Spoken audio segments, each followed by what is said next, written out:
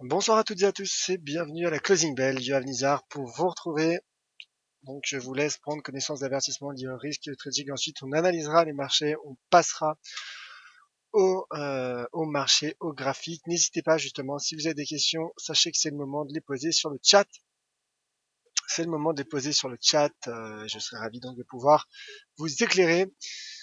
Alors, négociation marge sur le marché des devises via des produits CFD comporte un risque élevé et ne peut être recommandé à tout investisseur. FXM et DailyFX ne pourront en aucun cas être tenus responsables de pertes ou dommages occasionnés à un client sans restriction des pertes ou manque à gagner qui pourraient découler directement ou indirectement de l'utilisation de ces informations. Voilà donc pour cet avertissement et bonsoir à tous qui êtes présents donc sur le chat. Bonsoir visiteurs.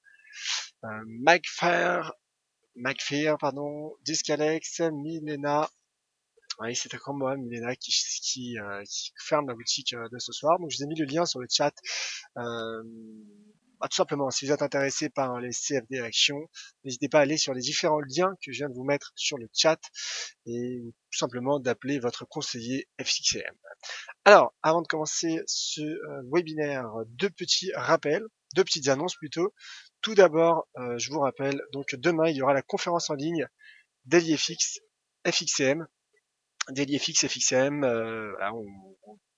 n'hésitez pas à vous inscrire, il reste quelques heures sur le site d'fxcm.fr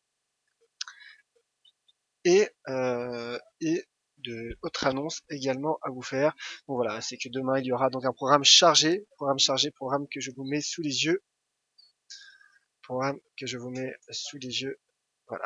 Donc vous avez le lien également sur le chat pour vous inscrire à cette conférence en ligne DailyFX et FXCM qui débutera dès 9h avec Alain Pitous et qui se terminera à 17h avec Gabriel Jiménez Roche. Vous me retrouverez à midi pour Georges Soros sur comment faire tomber la Banque d'Angleterre et à 13h vous retrouverez Sylvain pour une session de scalping DAX.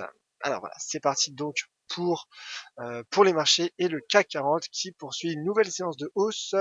Le CAC qui sur le marché spot prend 0,69% dans les derniers échanges. Le DAX qui prend 0,61 et l'Eurostoxx 50 qui prend 0,17%. Les marchés boursiers sont dans le vert. Ils profitent d'un climat d'appétence au risque retrouvé. Appétence au risque retrouvé donc pour les marchés et qui profite donc finalement également de l'avancée des cours du pétrole, en tout cas la bonne dynamique du pétrole qui, bien qu'il se soit replié, aujourd'hui, il a tout de même atteint au cours de la séance le seuil à 50 dollars le baril. Dans ce contexte, le cours du CAC 40 atteint sa moyenne mobile 200 jours, à 200 jours à 4515 points et confirme sa sortie par le haut de ce range, entre 4265 et 4350 points, en effectuant d'ailleurs un rounding bottom. Donc le CAC qui est bullish, je maintiens donc mon objectif à 4600 points, avec le risque en effet qu'il y ait un repli sous cette moyenne mobile de 100 jours. Idem pour le DAX qui poursuit sa hausse, le DAX qui est bullish et qui se rapproche donc de mon objectif swing à 10 500 points pour les mêmes raisons. DAX est haussier, regardez d'ailleurs, le momentum haussier accéléré, et donc donne finalement un potentiel de hausse à l'indice allemand. Alors, le taux de change euro-dollar, l'euro-dollar qui effectue un rebond technique sur les 1,1150.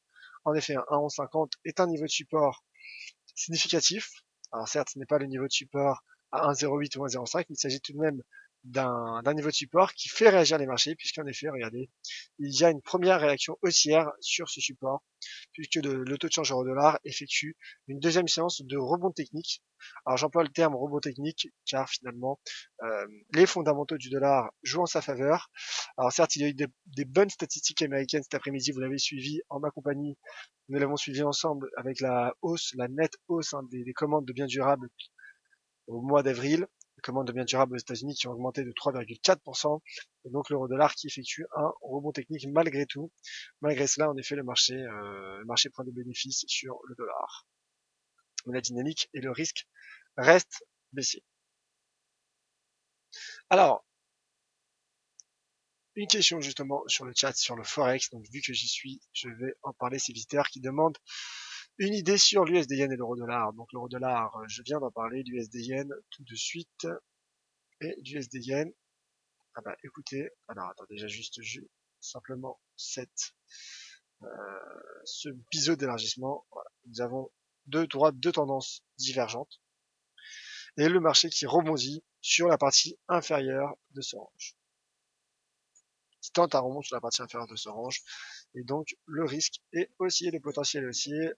Je vise 110,35 qui correspond à un retour sur cette oblique baissière en première cible, et deuxième cible, je vise les 111 qui correspond à un retour sur la partie supérieure de ce trading range, de ce biseau d'élargissement, excusez-moi.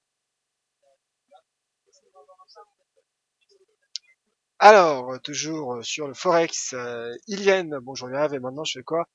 Sur mes USD CAD à la vente, alors USD CAD,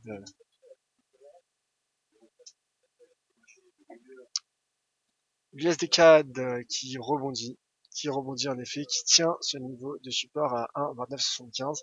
J'avais prévenu ma chère Yen, j'avais dit que tant que la bougie n'était pas clôturée, il est risqué de dégager une stratégie.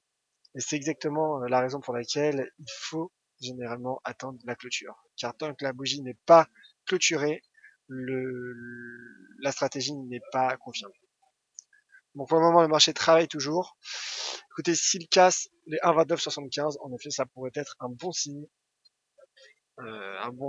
baissier pour le taux de change USD CAD, qui pourrait du coup retomber sur les 1,2845. En tout cas, c'est tout ce que je souhaite pour vous, ma chère Eliane. Alors, on poursuit les questions. Coco, que va nous faire le DAX? Écoutez, je pense qu'il va poursuivre sa remontée. Mais bon, bien évidemment, je n'en suis pas sûr. On n'est jamais sûr de rien en trading, mais en tout cas, je pense qu'il a le potentiel pour poursuivre sa remontée. Mike Fires, tous les charts montrent une mèche basse demain sur euro-dollar, échec sous 1,1215, direction 1,11, 10,75 en extension, grave D1 et H4, c'est flagrant, bande basse sur canal aussi en D1. Je sens la mèche basse demain. Écoutez, commentaire intéressant de la part de Mick Fire.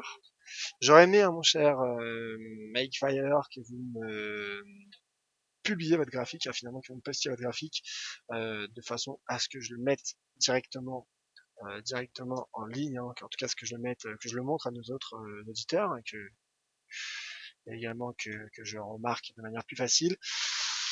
Écoutez, en effet, hein, pour le moment, il y a un drapeau qui commence à se former à l'image de la semaine passée des 3 séances de légère hausse, de léger rebond technique. Voilà, léger drapeau qui commence à prendre forme sur l'euro-dollar, drapeau qui est une figure de continuation. Et donc, la dynamique baissière pourrait en effet reprendre finalement le dessus sur ce rebond technique. Alors, on poursuit avec les matières premières, un point tout de même sur les matières premières. Le pétrole, j'en ai parlé, le pétrole qui se replie. Excusez-moi, le pétrole qui se replie. Après avoir pourtant atteint les $50 au cours de la séance pour le WTI. Et WTI, donc le pétrole qui a atteint les $50 aujourd'hui, mais qui n'a pas encore franchi de manière significative ce seuil. Et le cours de l'once d'or qui repart à la baisse, le cours de l'once d'or qui, lui, malgré finalement la consolidation du dollar américain, reste orienté à la baisse, mais n'a toujours pas franchi son support majeur à 1215 $.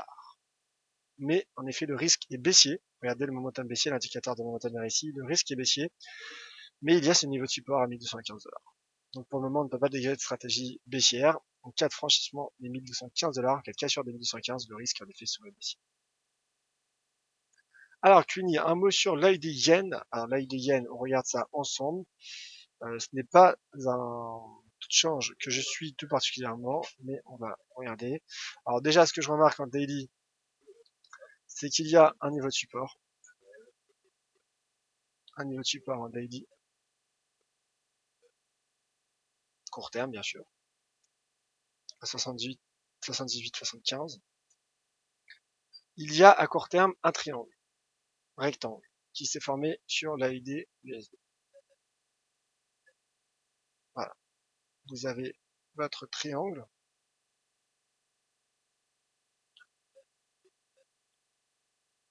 Voilà le triangle, beau triangle.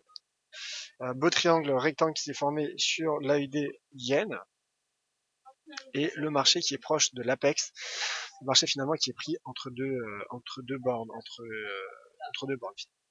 Mais voilà, il y a une divergence aussi, en tout cas une contradiction de momentum haussière qui commence à prendre forme, alors qui n'est pas validée mais qui commence à prendre forme, et ce qui donne un potentiel de hausse à l'AUD yen.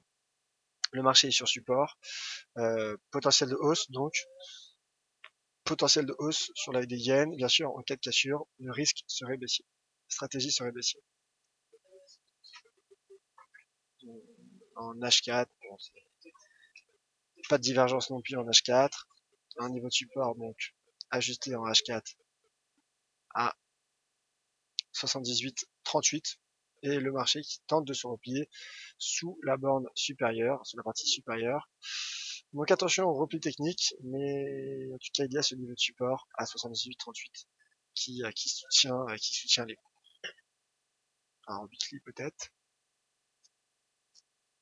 Weekly voilà, ça fait range, ça fait mouvement latéral finalement, mouvement latéral.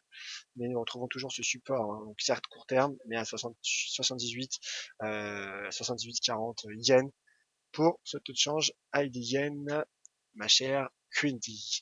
Alors, plus d'autres questions sur le chat. Avant de vous laisser, bon, je vous rappelle tout de même hein, que sur Twitter, Sylvain a lancé justement un concours sur la meilleure personnalisation de la plateforme TS2. Donc n'hésitez pas à nous envoyer sur Twitter, soit sur le compte de Sylvain, soit sur le mien, ou encore celui de Vincent, votre personnalisation de plateforme. À titre personnel, j'ai commencé. Sachez que je participe également au concours et le gagnant sera invité à un webinaire donc par Sylvain, tout simplement. C'est Sylvain donc qui vous invitera à participer à un de ces webinaires, donc n'hésitez pas. Pour ma part, bon, comme je vous le disais, j'ai commencé. Voici ce que pour le moment cela donne. Voilà, sur le cours du pétrole. Il me reste une semaine pour l'ajuster. N'hésitez pas à me dire ce que vous en pensez sur Twitter à Bizarre.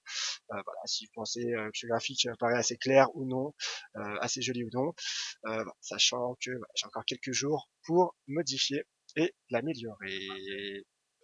Donc plus d'autres questions sur le chat. Je vous rappelle qu'il reste encore quelques heures pour vous inscrire à la conférence en ligne Daily FXCM de demain. Et d'ailleurs demain il y aura également donc le programme des émissions sera bien évidemment modifié. Et d'ailleurs d'un point de vue macroéconomique, il y aura la publication du PIB, la deuxième estimation du taux de croissance aux États-Unis, et la nuit prochaine les chiffres de l'inflation au Japon. Donc prudence si vous êtes exposé sur le dollar ou sur le yen. Merci à toutes et à tous. Rendez-vous tout de suite sur Twitter @duhamizar. Et on se retrouve donc demain à midi pour une conférence inédite en ma compagnie sur l'histoire de George Soros et de la Banque d'Angleterre. Merci à tous. C'était Joachim Nizar pour la closing bell de DailyFX, FXCM.